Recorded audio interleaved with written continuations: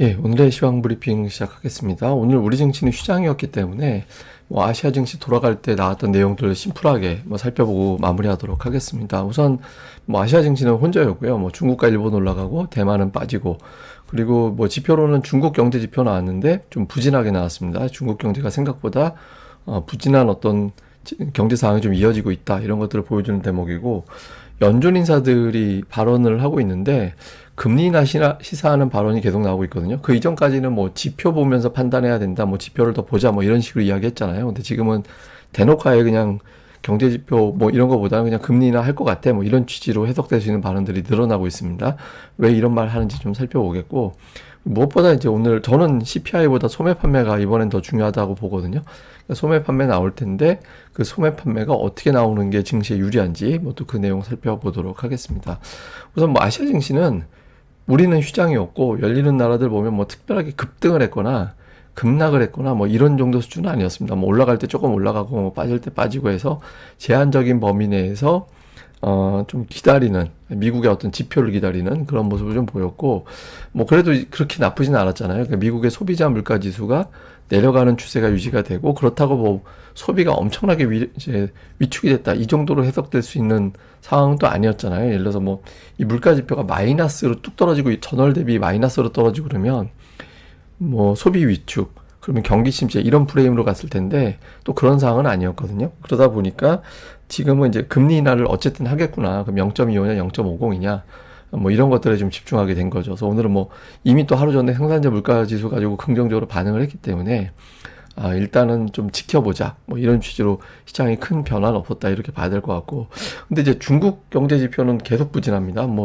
산업 생산, 소매 판매, 고정자산 투자 등등 다 종합해서 보면 조금 흘러내린다라는 느낌이 있거든요. 소매 판매는 좀 들쭉날쭉해요. 늘었다 줄었다 늘었다 줄었다 하는데, 큰 줄기로는 2.7%면 그렇게 좋은 수치는 아니거든요. 전년 대비 2.7% 이렇게 되면 별로 좋은 건 아니라서 전체적으로 중국의 지표가 둔해지고 있다, 이런 것들은 조금 이제 경기 침체를 몰아갈 때는 괜히 중국 가지고 또 건드려서 이게 G2, G3 이런 데서 분위기가 안 좋아, 그래서 지금 주식시장은 안 좋아, 이렇게 또 몰아갈 때가 있거든요. 근데 지금 중국 가지고 그렇게 시비 걸고 있지는 않습니다만, 일단 적어도 중국은 경제 상황이 썩 좋은 편은 아니다, 이런 것들이 있고, 그 다음에 중요한 지표들 또 뉴스들을 살펴보면 지금 그 라펠 보스틱이 원래는 지표도 봐야 된다, 이런 발언을 했었거든요.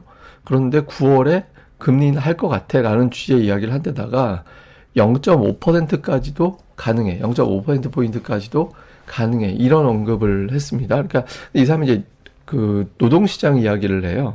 노동시장 이야기를 하면서, 노동시장이 지금 당장 나쁘다 이런 건 아니지만 연준에서는 노동의 유지, 완전 고용 유지도 연준의 의무라고 이야기를 했거든요. 이거는 무슨 얘기냐면, 보통 투자들은 인플레이션이 2% 초반까지 떨어져야 금리가 내려간다, 이렇게 생각을 하고 있잖아요. 그런데 지금은 물가는 그냥 이미 떨어지는 추세를 그냥 추세로 완전히 받아들여서 그렇게 크게 신경 안 쓰는 거고, 이러다가 경기 침체 나오겠다, 경기 침체 나와가지고 낭패되기 전에 금리를 선제적으로 내려야겠구나, 이렇게 보는 거죠. 근데 이게 왜 중요하냐면, 경기 침체 방어용으로 금리 인하를 시작할 때 주식시장 반응은 그렇게 나쁘진 않았어요. 예, 근데 만약에 경기 침체가 시작이 됐다라고 하면서 금리 인하가 딱 단행이 되면 주식시장은 한 몇 개월 정도는 좀 타격을 받는 그런 모습을 보였거든요. 근데 이건 이제 방어적인 인하잖아요. 그러니까 예방적인 인하. 예방적인 인하 단계에서는 주식시장이 그렇게 나쁘지 않게 반응을 했기 때문에 금리 인하는 이유가 이게 된다라면 의미가 있는 거고, 또 하나는 연준이 최근에 이제 적기에 금리 인하 못한 것 같다, 그러니까 금리 인하 시점을 좀 잘못 잡은 거 아니냐. 저도 개인적으로는 상반기에 이미 금리 인하 했어야 된다라고 생각하는 편이긴 하거든요.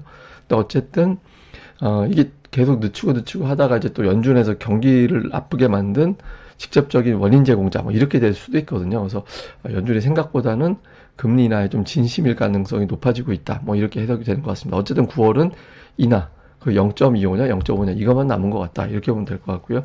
그 다음에 이제 우리나라 코로나 확진자 수가 계속 좀 늘어나는 것 같습니다. 저도 그제 이제 저희 가족 이슈가 있어가지고, 가족 건강 문제가 있어서 제가 아산병원 응급실 가 있고 그랬는데, 주변에서 얘기하는 거 들어보니까 코로나 환자가 막 왔다 갔다 하고 그런 게 빈번하게 있다고 하더라고요. 그래서 조금 이게 아직은 이렇게 증세가 심하거나 그런 건 아니라서 심각하게 받아들여지는지는 잘 모르겠습니다만 어쨌든 요 뉴스가 어떤 형태로 전개가 되는지는 좀 간단하게 체크는 계속 해봐야 될 것 같고요.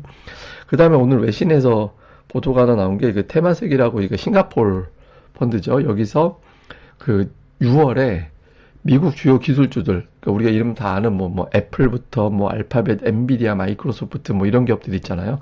여기에 수십억 달러, 그러니까 구체적으로 한 30억 달러 정도 되더라고요.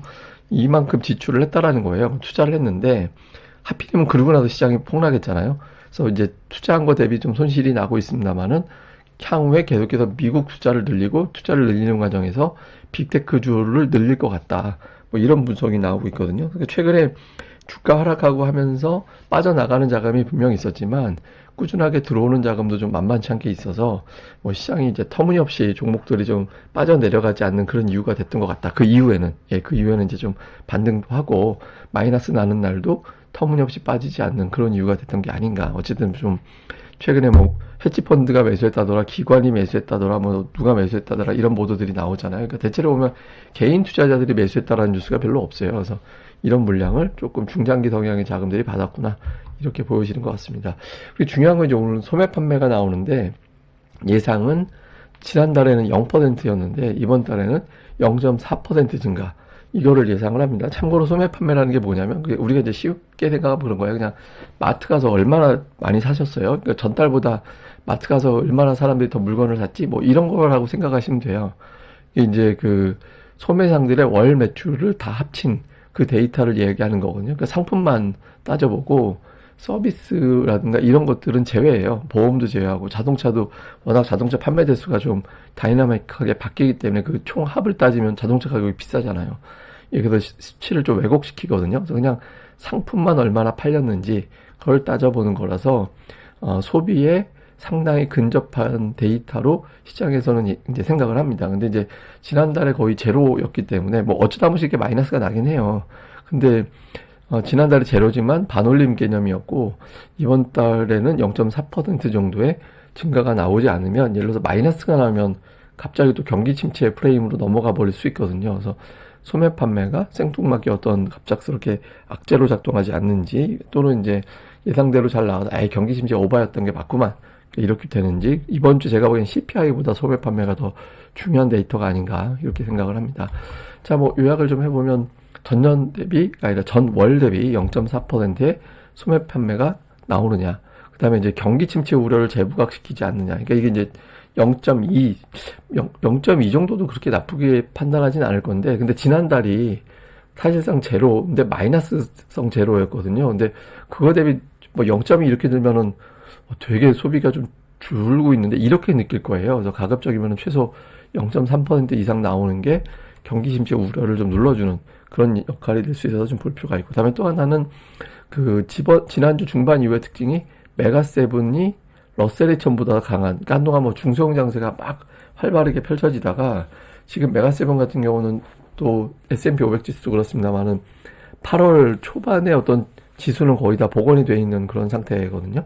그래서 여기서 이제 주요 기술주 쪽으로 매수가 계속 들어가냐, 아니면 이제 러셀 2000 쪽으로 가느냐, 뭐 제일 좋은 건 뭐 다 올라가는 거죠. 근데 이제 만약에 뭐 둘 중에 하나 쪽에 힘이 실릴 때 어느 쪽이 더 강하게 움직이는지 이걸 좀 볼 필요가 있고요. 그 다음에 이제 앞서 말씀드린 대로 이제 고용을 되게 의식하기 시작한 것 같아요. 연준에서. 이게 왜냐면 고용이 무너지기 시작하면 아주 가파르게 무너지는 그런 특징이 또 있거든요. 왜냐면 사람을 한번 해고하기 시작하면 지금 경기가 나쁜 게 아닌데 해고했네. 그래서 곧바로 채용하지가 않아요. 지금 있는 인력 가지고 한동안 가다가 그 다음에 다시 늘리기 때문에 한번 나빠지는 고용을 그러니까 멈추게 하는 거는 가능해도 확 돌리기는 쉽지가 않거든요. 그래서 연준 인사들이 그걸 알기 때문에 대략적으로 4.4 실업률 기준으로 4% 초반에서는 좀 방어를 하려고 할 가능성이 있죠. 그러니까 이게 그러니까 온전히 연준이 금리 정책 잘못 펼쳐갖고 미국 경기 침체 유발한다 이렇게 될 수 있잖아요. 그래서 연준에서 아마 생각보다는 좀 적극적으로 금리 인하에 대해서는 모색을 할 가능성이 있다 이렇게 봐야 될 것 같습니다. 근데 이제 이거는 하나 이제 조심해야 되는 게 이게 미국이 아니라 중국의 철강석 생산 추이라든가 이런 것들을 보여주는 거거든요. 이걸 왜 보여드리냐면 철강석이라는 것 자체가 경제를 상징하잖아요. 보통 우리가 이제 닥터구리라고 해가지고 구리 가격이 경제를 상징한다라고 하죠. 그래서 원래는 구리 가격 동향하고 코스피 지수하고 되게 비슷하게 갑니다. 예, 그런데 어쨌든 철강석 자체도 그 경제라든가 이런 것들에 직접적인 영향을 주는 상품인데 이게 계속 내려가고 있잖아요. 그러니까 글로벌 경제가 엄청나게 좋은 게 아니에요, 지금은. 사실은. 예, 좋은 게 아니고 AI가 잘 나가서 또 일부 몇몇 기업들의 실적이 좋아서 착시가 있는 거지. 뭐 글로벌 경제가 엄청나게 좋다 이런 건 아니거든요. 근데 제가 이걸 뭐 증시가 나빠질 거야 이런 취지로 보여드리는 게 아니라 이런 그 경제 상황의 특징이 뭐냐면 종목별 차별화가 되게 심해요. 그렇다고 경기 침체가 수치로 나타나지도 않았잖아요. 지금 와서는.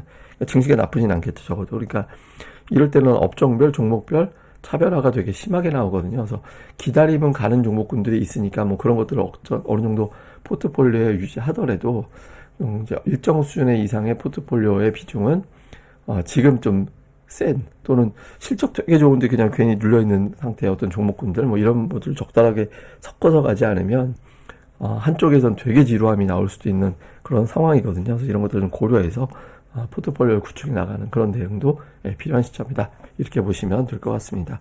예, 오늘 뭐 우리 증시가 열리지 않는 날이라 해외 쪽, 아시아 쪽 돌아갈 때 나왔던 뉴스들 중심으로 간단하게 짚어봤습니다. 예, 그럼 저는 다음에 뵙겠습니다. 이 방송 구독하기, 좋아요 꼭 부탁드립니다. 감사합니다.